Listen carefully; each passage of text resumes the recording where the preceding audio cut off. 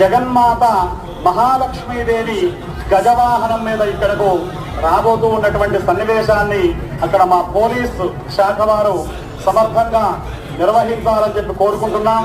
స్వామివారు అదిగో చూడండి ఎంత అద్భుతంగా ఆ విద్యుత్ దీపాలతో రాజగోపురం విరాజిల్లుతున్నది.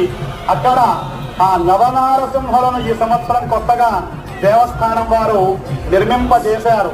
సర్వాంగ సుందరంగా 9 మంది నరసింహ స్వాములు రాజగోపురం చుట్టూ ఆగమంటున్నారు. వారు రావటం లేదు, వీరు మరాయిస్తున్నారు, వారు మరాయిస్తున్నారు. కాబట్టి కలియుగంలో ఆడపిల్లి వాళ్ళే కొద్దిగా తక్కాలి అని అనుకుంటారు, కానీ కాదు. ఇప్పుడు మన పెళ్లి వాళ్ళే తక్కాలి. ఆ అడుగు ముందు చేస్తే బాగుంటుందని చెప్పండి.